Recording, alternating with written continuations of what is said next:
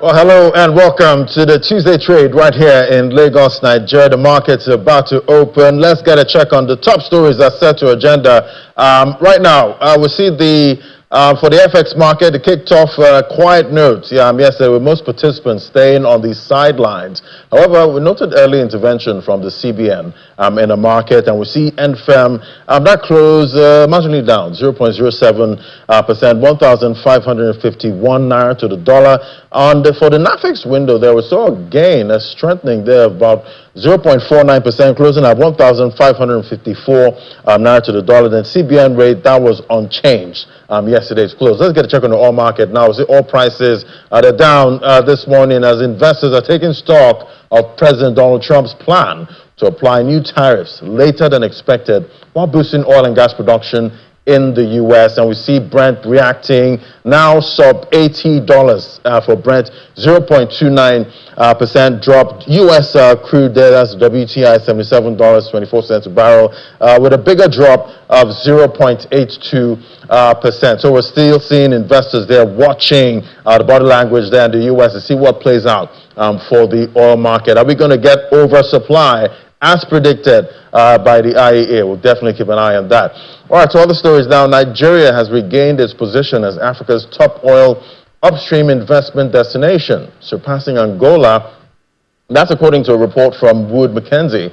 The firm attributes Nigeria's lead in 2024 to increased deep water projects and sustained activity in its offshore basins.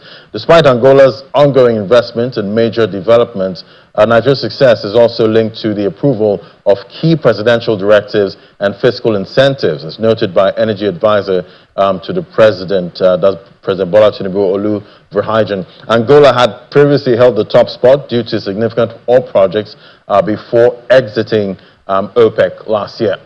We see the Nigerian Communications Commission has approved a 50% increase in telephone service costs, responding to telecom operators' call for a tariff review. The decision announced by NCC's Ruben Morka addresses current market conditions and operational challenges. The new rates are lower than the 100% hike some operators requested, comes 12 years after the last adjustment in 2013.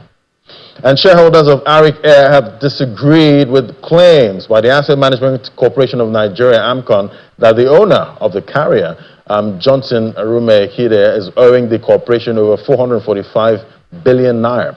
In a statement issued by spokesman Godswill Deloje, the shareholders described the debt claims as fictitious, adding that the allegation is defeated by AMCON's claim in its suit, which it took Arik Air into receivership and gained full control and management of operations, assets, and liabilities of the airline. They equally described as false AMCON's claim that Arik Air was insolvent and mismanaged before the receivership, according to a purported PwC report. The shareholders stated that the 2014 audited financial reports of the airline were completed and duly signed by the Arik management, while the 2015 management accounts were concluded and forwarded to PwC for auditing. All right, let's get to the conversation now. So much to unpack today with Mr. Bismarck Urwani, from PMS price hike to telecom companies getting the nod to raise tariffs. Good morning, Mr. Urwani. First off, let's start with PMS prices. Now we have a refinery, but it seems that the consumer can't escape higher prices in 2025. That's how it's looking. And I'm wondering, at this point, we're seeing tariff hikes, we're seeing PMS price hike. Is the consumer really king in Nigeria? Consumer is king everywhere, but more so now in Nigeria. Why do I say this? I say this because in the past 2 years, we've gone from 198 naira a liter all the way to 1,050. And ever since it got to 1,050, the volatility has only been 4%, as against 215% in the last 1 year. In other words, the increases that we have seen in the last 1 month or 2 months have been within a band of 70 to 100 naira, as against when you had it at 400, 500 naira in the past.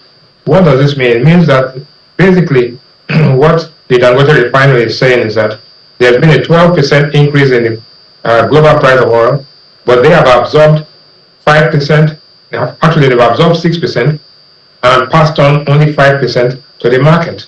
So what it really means is that there's fierce competition amongst the players, but also the regulators are keeping a very careful, keeping an eye on their activities to ensure that consumers are not gouged. In any case, if the consumers don't have the money to buy the product, then it's game over for the refinery business. So the refinery business, you must know, and every Nigerian must know, it's a high volume, low margin activity, which means that the more you sell, the higher your return.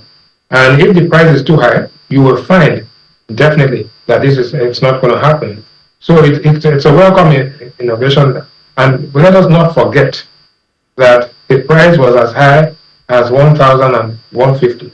And if not for the competition and the fact that prices came down, the price across the coast of West Africa is something like almost 1,700 naira a liter. And it would have been about almost 1,250 a liter if not for the competition between NNPC and Dangote refinery and the modular refineries. So basically, I think the consumers are not getting a bad deal at all. There's quality guaranteed, supply guaranteed, but what is not guaranteed is that global volatility of prices is going to affect the consumer this time. Right, and I get it that supply is great. You want to have ample supply. You don't want to see queues, at the stations. But at the end of the day, we know the consumers have been through a lot. Coming from 2024, dealing with high inflation, food inflation, and all of that. And now we're seeing oil prices. They were trending up, but now we're seeing oil prices sub $80. And we've seen how we've heard about once oil prices go up, PMS prices follow suit. So they have that direct relationship. So now that the prices are kind of subdued or going down, should we be happy at this point, thinking that fuel prices will stay stable? Because it seems they stay stable. They don't really go down when oil prices go down. Yes, we expect prices, because the price of oil is now $79 and probably goes down to about 74 or 75. If that happens, definitely you will see a drop in the price of petrol at the pump and diesel as well. But what is interesting is that when the prices came down, we did not see any fall in transport fares. As a matter of fact, we noticed that initially when the price went up, we saw a fall in traffic, vehicular traffic along Adeola, Odeku, Ake-Adeshola, and Ozumba and Badiwe. Now, after a while, the cars came back and the traffic built up again. What happened was that people had given up some other products to go back to their cars, and the traffic increased. But it's a kind of substitution effect that basically, when your income is constrained, you give up one product for the other. What people gave up, people probably gave up consumption of some luxury goods and started going back to their cars. But we have seen some efficient use of vehicles in Nigeria today. People are pulling, 2-3 people are pulling together to go to work and come back. We've seen people cut back on inefficient travel, and we've seen people actually begin to use public transport rather than use their cars. So basically, the country is becoming more efficient out of necessity rather than out of altruistic motives. I think that's very important. But important to know that if the price declines, it has a knock-on effect on inflation. And therefore, the whole idea that inflation will begin to moderate in the second half of this year is possible, depending on one, the global price of oil, two, the intensity of competition and rivalry amongst the operators, and the encouragement for the Dangote refinery to continue to invest. They are investing in so many things because it's just not about refining, it's about the entire value chain all the way to the outlets, and that's what's happening. We must take that into consideration. Right, and from where you're sitting, Mr. Rani, do you think that at some point in 2025, the Nigerian consumer will be somewhat protected from profiteering. How do you think we can go about protecting the consumer in 2025? Because we know at the end of the day, disposable income is being hammered from all sides, even with, telecom tariff increase about 50%. No, basically, I know what you're talking about. The consumer. The consumer is embattled right now. One is inflation is at 35%. Is now going to pay 50% more for telcos, and it's going to pay more for petrol. But what happens is that the consumer is going to be getting more efficient service, and how it translates efficient service into productivity becomes a key issue. The initial reaction is that a 50% increase in the price in telco cost. They asked for 100%, they got 50%. They say half a loaf is better than none. As a matter of fact, the last time telco tariffs were reviewed was in 2013. So the cumulative rate of inflation between 2013 and now is over 170%. Therefore, if they get 50%, they're getting a third recovery. But quality of service is what matters more than anything else. The telcos are going to have to invest more, they're going to have to produce more, and one of the key elements, and that is the link between the Dangote refinery and the telcos, is that the price of diesel has stayed flat at about 1,050. It was as high as 1,700. So because you have over 120,000 base stations around the country, the major cost input for telcos is the price of diesel and power. So that has come down. The exchange rate has stayed stable within a band of about 10%, only about 100 and 150 naira change, which is about 10% of the 1,600, 1,700. So with exchange rate stability, with power actually, cost of power coming down, right? And with the tariff, you will find that it's win-win for one, the telcos, two, for the refineries, and three, for the consumer, because the consumer gets quality service, it gets constant quality supply of petrol and diesel, and quite frankly, initially there'll be a shock, but eventually everybody's better off. So it's a slow road to recovery, but the recovery is imminent, whether we like it or not. Well, we're definitely looking out for that recovery. But I'd like to, get your thoughts on this. We know this value chain, the Nigeria's oil and gas industry is quite a huge value chain. But who do you think Nigerians can look to for some kind of succor that's going to look, for the interest, look more into the interest of Nigerians? Because we know business, everyone is out to make profit. But who do you think in this value chain can help us, keep prices stable? No, I think actually, at the end of the day, the inflation is caused by constrained output and productivity. If productivity is actually increasing and improving, then inflation stabilizes and inflation begins to moderate. If inflation moderates, then the quality of life and the standard of living of Nigerians begin to improve. That is not a journey that is going to take place in 3 months or 6 months. It's a trend. So what you look out for is the direction of inflation, the direction of prices. If you look at under commodity prices, we've seen commodity prices have actually dropped sharply in the last 2 weeks.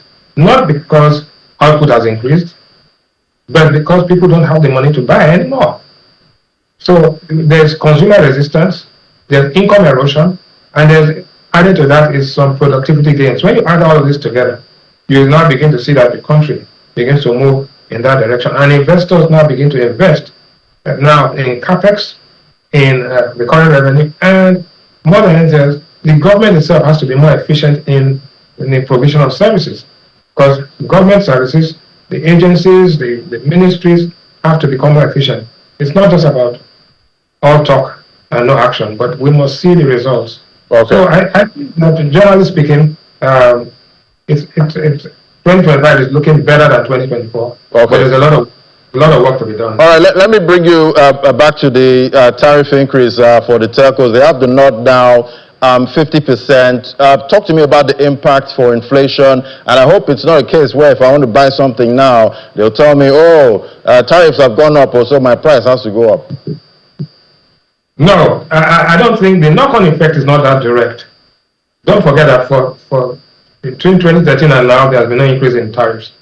The point is that what is going to happen is that under the tax reform that the telcos are able to immediately claw back their taxes. So there'll be a reduction in their tax paid. There'll be a reduction in the time difference between when they incur the taxable income and when they pay it, and they're able to pass this on to the consumers. So because of the competition between Airtel, MTN, Glo, and others, one, two, because the exchange rate is stable, so with these transaction losses and translation losses are going to be reduced. But what is going to happen that in 2025, I think that the telco companies are going to be profitable operationally for 1 year, but they will not be able to claw back all the losses of the past in 1 year. So you will see improved performance, you will see them declare profits, you will see them declare dividends, I think, and then you begin to see the productivity gains that are associated with a sustainable telco sector. Because with a profitable and sustainable telco sector, then security, drone technology, security begins to improve. And once security improves in the oil producing area, in the agri belt, the knock-on effect of that for Nigerians is going to be dramatic. So we need to pay this price now, so that, like they say, no gain without pain. This is a pain period, but the pain has to be equitably and equally shared, both by the private sector, the consumers, and more than anything else, the government. The government cannot live in splendor when others are suffering. I think. All right. I hope after all the pain, at some point, the consumer, I guess, a fat, disposable income the consumer will be the muscles. The consumer will be the king, and becoming the king. All right. Hoping for the very best. Thank you so much, Mr. Bismarck Rwanda. Always great to get your perspective on the show. Thank you. All right, we'll take a break now. When we come back, more conversations. Cross-border payments. That's next. Just stay with us.